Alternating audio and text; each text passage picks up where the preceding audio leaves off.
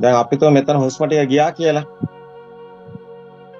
ඒක අවසාන මොහොතේ ගති නිමිති කම්ම නිමිති කියලා කියනකොට එතන කම්පනයක් නේ. එතකොට ඒක සකස් වෙන අවසාන ඔය කතා කරන කම්පන ස්වභාවයනේ. ඔය කතා කරන තුසිත කියලා කියන්නේ. එතකොට මේ දැන් ඔය කම්පනට සමාන කම්පනට එලිපති වෙන ස්වභාවයෙන් අපි ඔය කතා කරන්නේ. එතකොට උතරනේ ඔය ඒක ඉතින් ස්වභාවය අනුව වෙනස් වෙනවා. ඒ කම්පන ස්වභාවය වෙනස් වෙනවා. ඕක මේ තව කොහේ හරි තැනක ඉන්නවා කියලා එකක් නෙමෙයි. උතන ඔය වචනේ හරි සංනිවේදනයේ අත්තටම හරි පරිස්සමෙන්. ඒ කියන්නේ දැන් අපි ගත්තොත් ඕපපාතික උප්පත්තියක් කිව්වොත් තනක් පනවන්න බෑ. දැන් අපි ගමු පෙරේතේ කියලා තනක් පනවන්න බෑ. කම්පන වුණොත් තියෙනව නැත්තන් නෑ. අපි ගමු දැන් අසුරෙක් කියලා තනක් පනවන්න බෑ. අපි දැන් නිරේ කියලා තනක් පනවන්න බෑ. කම්පන වුණොත් තියෙනව නැත්තන් නෑ. ඕපපාතික උප්පත්ති වල තන් පනවන්න බෑ. දැන් අපි ගත්තොත් එහෙම දැන් දිව්‍ය ලෝක කියලා තනක් පනවන්න බෑ. බ්‍රහ්ම ලෝක කියලා තනක් පනවන්න බෑ. ඒක අතරම කිව්වොත් එහෙම දැන් අරූප ලෝකේ කියලා ඒත් තනක් පනවන්න බෑ. රූප ලෝක අරූප ලෝක ඒක එකපාරට තනක් පනවන්න බෑ. ඒකයි සිත මිස කය නැති බඹ ලෝකයක්. කයක් පනවන්නත් බෑ. දැන් උපපාතික උප්පත්ති වල කයක් පනවන්නත් බෑ. ඒක සකස් වෙන එකක් කියන්නේ ඒක තියෙන එකක් නෙමෙයි.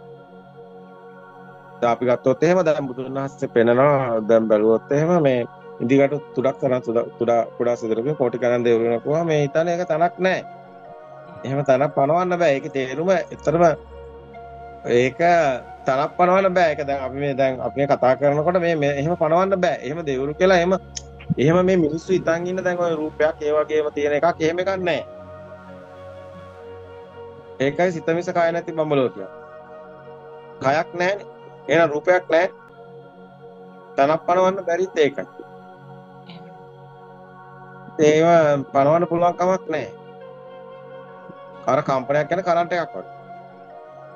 ඒ ඉදිකට තුඩක් තරම් කුඩා සිදුරකින් කරන්ට් එකක් නම් එන්න පුළුවන් නේ. ඒ වගේ තමයි කරන්ට් එකක් කියන්නේ එහෙම ඝන එකක් නෑ මෙටීරියල් වර්ල්ඩ් එකක් නෙමෙයි.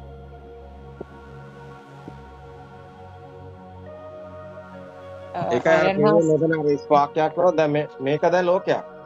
ඕක ලෝකයක්. නේ ශබ්ද ලෝකේ වර්ණ ලෝකේ. ඉතින් ඕකට තනක් පනවන්න පුළුවන්. ඔය කොහෙන්ද ආවේ? කවුරු හරි අහනවා ඔය ශබ්ද කොහෙන්ද ආවේ කියලා. දැන් ඔබතුමී කියන්න පුළුවන්ද ශබ්ද කොහෙන්ද ආවේ කියලා? ඔව් ආපු තැනක් නෑ අර මාසිතරම සකස් වෙච්ච දෙයක්. ඕක තමයි ලෝකේ. ඕක තමයි දිව්‍ය ලෝකේ. දැන් ඔන්න ආයි. දැන් ඕක කොහෙන්ද ආවේ? ඔය ශබ්ද කොහෙන්ද ආවේ? ඕක තමයි ලෝකේ. දැන් ඕක තමයි මනුස්ස ලෝකෙත්. දැන් මේ මොහොතේ මේ ෂනේ මේ තමයි මනුස්ස ලෝකේ. දැන් ඔය සද්ද වෙන ඕක තමයි ලෝකේ. ඔය අරමුණ දැන් සකස් වුණා. ඕක තමයි දැන් හැමෝගෙම ලෝකේ. දැන් කොහෙද තියෙන්නේ? මොලේ ඇතුලේ. ඕක තියෙන තනන්නේ.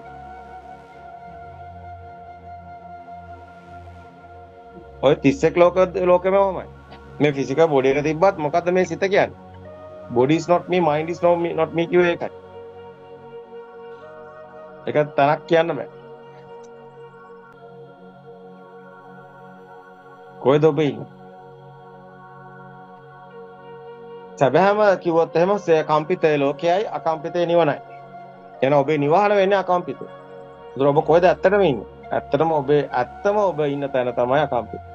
ඔබ කියනවා ඔබ කොහේ ගියත් ගෙදර එනවා කියලා. ඔබේ හිතේ තියෙනවා ඔබ කොහේ ගියත් ගෙදර එන්නේ. ඔබ ඇත්තටම කොහේ ගියත් එන්නේ ගෙදර. ඇත්තටම මේ ඔබේ ගෙදරද? කවුරු හරි කෙනෙක් නේද? ඒ ගේ විකුණනවා. දැන් ඒ ගේ ඔබේද? දැන් ඔබ කොහෙද යන්නේ? දැන් ඔබ කියනවා මට යන්න තනක් නැහැ කිය. ඊට පස්සේ ඔබ තනක් හොයාගන්න. කුලියට හරි ගණක් ගන්න. ඊට පස්සේ එතන නැවත දවස් ටික කාලයක් යනකොට ඔන්න එතන උහුරු වෙනවා. පෙර සංඥා නව සංඥා විදිහට ටෙලිපති වෙලා ඒක බලාත්මක කළ උපාදාන බහුව කියන එක එනවා. දෙයක් වගේ දැනෙනවා. දැන් කොහේ ගියත් අර සංඥා මතුවෙනවා. මොකද්ද මගේ ගෙදර. කොහෙද මගේ ගෙදර? දැන් අර කුලියට ගත්ත ගෙදරනේ යන්න ඕනේ. ඔබ දන්නවද? ඔය කුලියට ගත්ත ගෙදරට වැඩිය කලින් හිටපු ගෙදර බලවත් නම් ඔබට හීනෙන් පේන්නේ ඔබේ ගෙදර කියලා හැමතිස්සෙම කුලියට ගත්ත ගේ නෙමෙයි කලින් හිටපේ.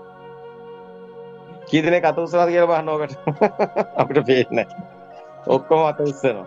ඒකට හේතුව මේ ගේ කියන එක සංඥාව. දැන් ඒ ගේ ඔබේද? නෑ ඒ ගේ ඔබේ නෙමෙයි. දැන් ඊටත් වැඩි අපා. දැන් ඒ ගේ ෆ්ලැට් කරලා පොළොවට සමතලා කරලා. දැන් එතන තියෙන පිට්ටනියක්. දැන් ඔබ කොහේ ගියත් අර හීනේ දකින්න. ඒ හීනේ මැවෙන්නේ අර ගෙදර. ඒ ගේ ඔබේද? එහෙම ගියක් තියනවද? එහෙම ගියක් නැහැ. නමුත් හිතේ තියෙන. අන්න අපි රූපාවචර බ්‍රහ්ම ලෝකේ ඉර වෙලා ඉන්නේ. එහෙම එකක් කොහෙවත් නැහැ. නමුත් ඒක තියෙනවා. මේ වගේ තමයි ඔබේ කතාව. ඕක සංඥාවක් කිව්වේ ඕකයි. ඕක සංඥාවක් කියන්නේ ස්පාක් එකක්, කරන්ට් එකක්. තරංගයක්. තරංගයක් කියනකොට ඕක තවත් හොඳට තේරෙනවා. දැන් වතුරට ගලක් දානවා. ගලක් දානකොට වලලු හැදෙනවා. දැන් ඕකට කියනවා තරංගයක් කියලා. දැන් ඔය වතුරට ගලක් දැම්මාම එන බලය අනුව තමයි වලලු කොච්චර දුර යනවද කියන එක තියෙන්නේ. ඒ වලලු වලට තියෙන පාවර් එක. ඕක තමයි ඔය වලලු වලට යන පාවර් එක තමයි ආත්මය කියන්නේ. ඔය වලලු දිගහැරගෙන යන පාවර් එකක් තියෙනවනේ. ඕක තමයි ආත්මය. සිතුවිලි බලය, මයින්ඩ් පවර්. ඔය බලයට තමයි ආත්මය කියන්නේ. ඕක තමයි සාසව. ඕක දැන් ඕනම තැනක ටෙලිපති වුණොත් දෙක එක සමානයි. ඒක තමයි ඒක. ඒක තමයි මේ කතාව. මේක වතුර කතාවක් නෙමෙයි. මේක ඇවිල්ලා නිකන් අර සිරස දෙරනවා වගේ කොහේ හරි ඒ කම්පන සමාන නම් ඒක තමයි ඒක. දොක් කොහෙවත් තියෙන එකක්ද? කොහෙවත් තියෙන එකක් නෙමෙයි.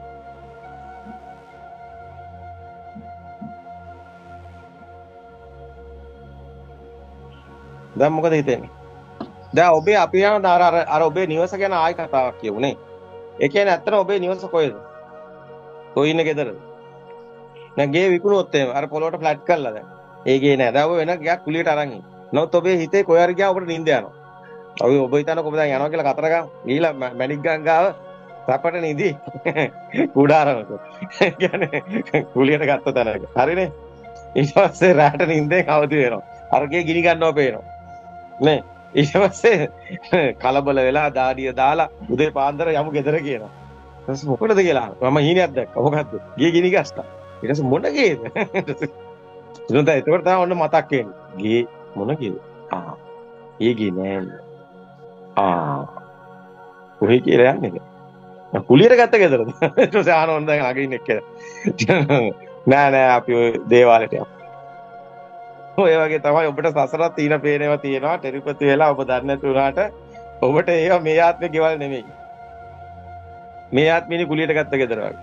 ඔබට මතක් වෙලා තියෙන්නේ ඒ වුණාට ඇත්ත ගෙදරක්. ඒ කලින් වැදිච්ච ගෙදරක්. ඔබ දන්නේ. ඔය කියන්නේ ගයක් මතක් වෙන එකක් නෙමෙයි. ඒවා ගෙවල් නෙමෙයි. ඒවා ගෙවල් නෙමෙයි. ඒවා ගෙවල් නෙමෙයි. ඒවා ඔබට දැනෙන දේවල්. ඔබට ඒවා දැනෙනවා ඔබට ඒක තේරෙන්නේ ඔබට ඒ මානෙ අහුවෙන්නේ නැති නිසා.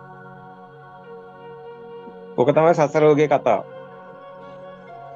සමහර වෙලාවට ඔබ නොහිතන වෙලාවක ඔබ නිකන් අර අමුතු දරුණු ස්වභාවයකින් හැසිරෙනවා. දැන් සමහර වෙලාවට ඔන්න කවුරු හරි කෙනෙක් ෆිල්ම් එකක් බලනවා. ඔය ඩ්‍රැගුලා ෆිල්ම් තියෙන ඒ වගේ එකක් බලනවා. බාගෙන අනකොට ටිකක් කළා මෙයා මේකට දන්නේම නැතුව අබ්බයි වෙලා ඇඩික්ට් වෙලා. එහෙම ඊට පස්සේ මෙයා මේකේ ඊට පස්සේ ෆිල්ම් එක ඔෆ් කරලා දවස් කීපයකට ගිහිලා ඒ වුණාට මෙයා දන්නේම නැතුව අර වගේ ස්වභාවයක් මට මතුවෙනවා එකපාරට. මෙයා මේ වගේ අයගේ අතින් අතර මෙහෙම දේවල් සිද්ධ වෙනවා හරි පුදුම හිතෙයි. අතර සමහර මේ හොඳට ඉන්නවා මේ හොඳට කතා කරන එකපාරටම දරුණු සිතුවිලි පහළ වෙනවා අරයට මොකක් හරි කරන්න ඕනේ කියලා. සමහරට එයාගේ අතින් පුංචි වරදක් වෙන්නේ. සමහරට එයා වචනයක් කියලා ඒක ඉෂ්ට කරන්නේ නැහැ. සමහරට කියනවා මං අතන්ට එන්නම් කියලා. ඊට පස්සේ එයා එන්නේ නැහැ. ඊට පස්සේ මෙයා යනවා. ඉන්නවා. ඉන්නකොට මෙයා නැහැ. ඊට පස්සේ මෙයා ආයි තව කොට හරියකට අන්න අතන ඉන්නවා. ඊට පස්සේ අර ඩ්‍රැගුලා ෆිල්ම් එකේ දැක්ක එක තමයි මතක් වෙන්නේ. මතක් වෙනව නෙමෙයි. ඇත්තට මේ කම්පනයක් එනවා පව එකක්. ඇවිල්ලා මෙයාට දන්නේ නැතුව ඕනම දෙයක් වෙන්න පුළුවන්. මේකට අර එක වෙලාවකට අර නරියෙක් වගේ එක වෙලාවකට හාවෙක් වගේ එක වෙලාවකට ඔය වගේ සසර ඕගේ තමන්ගේ තියෙන ඒ ස්වභාව සේරම මතුවෙන අවස්ථා එනවා එක එක අවස්ථා. තමන්ම දන්නේ. සමහර වෙලාවට ඔය ගහගන්න වෙස්ලින් එහෙම බලනකොට ඒ බලන අයට තේරෙනවා මේ කතාව. සමහර වෙලාවට ඒ ද්වේෂ සමහරට එයා ටේස්ට් කරනවා ඒක. සමහරට මේ ගහනවා මේ ලේ වැගිරෙනවා මේක රස විඳිනවා. බලනකොට එයා ගිය ආත්මයක නරියෙක් එහෙම නැත්නම් කොටියෙක්ගේ එහෙම නැත්නම් ඒ ස්වභාවයක් මෙයාට ටෙලිපති වෙනවා. එයා කැමති යාට ගහනවා. එයා කැමති ලේනවා. මේ වගේ විකෘති මානසිකත්ව ගොඩනගෙනවා බොහොම පරිස්සමෙන් මේ සාමාන්‍ය ඔබේ ජීවිතය තුළ ඔබ නොදන්න ඔබට වෙන දේවල් කියන්නේ. ඊට පස්සේ ඔබම කම්පා වෙනවා ඊට පස්සේ. ඊට පස්සේ ආයෙ ඔය වගේ ස්වභාවවල ඊට පස්සේ ආයෙ සාමාන්‍ය අවිනාශ ස්වභාවයක් මතුවෙනවා. ඒතකොට ඒ ස්වභාවය නෙමෙයි මේ මතුවේ. බලනකොට මේ ආවෙක් වගේ. දැන් හරි අහිංසක විදියක් තියෙන. කැමති නෑ හයියෙන් කතා කරනවා. මේ කරදර කරන්න එපා මට පොඩ්ඩක් නිදහසේ ඉන්න දෙන්න. මට මේ සයිලන්ස් එන්න ඕන. දැන් මේ මොකද කියන්නේ? ආවෙක් වගේ ඒකම. එක එක නම් වලින් දැන් හදිසි කෝපය කියන්න පුළුවන් මානසික රෝගයක් කියන්න පුළුවන් ඒ විදිහ එක එක නම් වලින් හඳුන්වන්නේ ඔය වගේ ටෙලිපති වීම වෙන්න පුළුවන් නේද? අපි සමහරලාට දකින්නවා සමහරලාට කෙනෙක්ගේ අතේ මිනිහෙක් මැරෙන්නේ ඔන්න ඔය විදිහටයි. ඊට පස්සේ එයා ඒක සෑහෙන විඳවනවා ඒකට දරා ගන්න බෑ මොකද එයා දැන් එයා ඒක හිතලා කරේ නැහැ කියලා කියන්නේත් ඒකයි. හිතලා කරේ නැතුණත් ඒ වෙලාවේ සිත පහළ වෙනවා. පහළ වෙලා තමයි ඒක කරන්නේ. මේ සිත කියලා නෙමෙයිද මිනිහෙක් මරන්නේ කියලා අපි කිව්වේ ඒකයි. මේ සිත කියලා නෙමෙයිද ඔබ බුදුන් වදින්නේ? මේ සිත කියලා නෙමෙයිද ඔබ මිනිහෙක් මරන්නේ? ඒකයි මේ සිත අවබෝධ කරනකන් ඔය නීති දාලා පන්සිල් රකින්නේවා හරියන්නේ නැහැ කිව්වේ ඒකයි.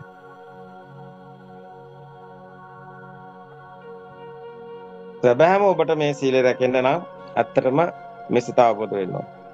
එහෙම වුණොත් සිතෙන් මිදෙනවා liberation of mind, freedom of mind. චේතෝ විමුක්තිය තුළ අර සියලු බුදුරුන්ගේ දේශනා තියෙන්නේ නේද? සබ්බ පාපස්ස කරන කුසලස්ස උපසම්පදා සති නේ සචිත්ත පරියෝධන තුන. චිත්ත දමනය වෙන්නේ එතන. ඒ අවබෝධය තුළින් එන යථාභූත ඥානය. ඒ බුද්ධ දර්ශනය වැදගත් වෙන නිසා. ගාවේ මිනිස්සයා බුදුමාකාර විදිහට සැනසෙනවා මේ ධර්ම තුල. ධර්ම අවබෝධ වුණාට පස්සේ ප්‍රශ්න එකක්වත් නැහැ. කොහොම මොකක්වත් වැඩක් වෙන්නේ. සියල්ලේ නිදහස්. අන්න සාන්ත සුවය දැනෙනකොට. එතකන් ওই ගිනි ගොඩකපත් වෙන්නේ. කොයි විදිහේ සිතක් පහළවත් ඔබ ඉන්නේ ගිනි ගොඩ. ඔබ ඒක දන්නේ නැහැ. ඔබ මේ ඉපදෙනකන් ඒ කියන්නේ ඔබ මේ සිතුවිල්ලක මේ දෙයක් කියලා ලෝකයක් කියලා හැදෙනකන් විතරයි ඔබගේ ওই කතාව තියෙන්නේ. ඊට පස්සේ ඔබ ටෙලිපති වෙවි ඔබම දන්නේ නැහැ ඔබ නිකන් දිය සුලිට අහුවෙලා වගේ ගාගෙන යනවා. ඔබ මේ ආත්මයට අයිතිත් නැහැ. ඒක තමයි ගොඩක් අයට වෙන්නේ. මයින්ඩ් එකේ ඉන්නවා කියන්නේ ඕකට. ඒ මයින්ඩ් එකෙන් අයින් වෙනකොට Tamanට ඔය ඔක්කොම පේන්න ගන්න දැනෙන්න ගන්නවා. නැත්නම් ඉතින් මයින්ඩ් එකේ මොකද්ද හිතට එන්නේ ඒක කර කර දඟලන හිතේ වහලෙක් වගේ. නේ හිත කිව්වොත් මරන්න කියලා මරනවා. හිත කියන්නේ මොකද්ද ඒක කරනවා. සිතට එන්නේ ඔය සිත කියලා කෙනෙක් නෑ. කෙනෙක් නෙමෙයි පුජ්‍යලයක් නෙමෙයි.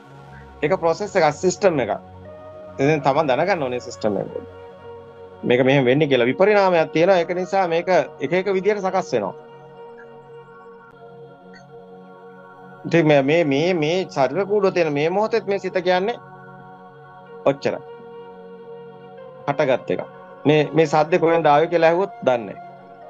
සිත කොහෙන්ද ආවේ කියලා ඇහුවොත් දන්නේ නැහැ. ඒක තමයි. මේ සිත සකස් වෙනවා. දැන් අපිට මේ පේන එක, ඇහෙන එක, දැනෙන එක සිතුවිලි එකක්වත් කෙනෙක් පුජ්‍යලෙ නෙමෙයි. ඔබ ගන්නවා ඔක සිතුවිල්ලකින් මමයි කියලා ඊට පස්සේ. මේ ගියාත්මේ මිනි මරපුවා මේ ආත්මේ මේ කම්පණය වෙලා එන්නේ. මේ මොහොතේ ඒක වෙන්නේ. ඊට පස්සේ කියන්නේ මේ මම මිනි මරුවා. සිත එහෙමම කියනවා. ඊට පස්සේ තව සංඥාවක් දෙනවා ඔන්න ඔබ කරා කියලා. මේ එන්නේ කම්පණය වෙලා ටෙලිපති වෙලා මේක සිද්ධ වෙනවා. ඊට පස්සේ සිතම දොස් කියනවා ඔබ මිනි මරුවෙක්. ඒකෙන් දෙනවා තව කම්පනයක් හදලා. ඊට පස්සේ ඒක දරා ගන්න බැරුව මෙයා දුක් වෙනවා. ඊට පස්සේ ඒ දුකට තව කම්පන එනවා. පිස්සුවක් වගේ ඔක. නක සංඥා මේ සංඥා විපරිණාම කියන එක පුදුමාකාර කතාවක්. හිතා ගන්න බැරි එකක්. ඇත්තටම. හරිම මේ ආශ්චර්ය දකින්න එකක්.